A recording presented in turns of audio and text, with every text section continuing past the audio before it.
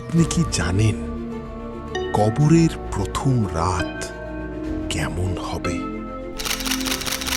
যখন একজন মানুষ মারা যায়, তাকে কবরের ভিতরে একা রেখে আসা হয়।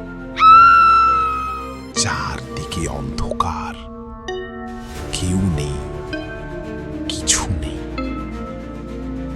এরপর শুরু হয় প্রশ্ন, আপনার রব কি? আপনার দিন কি?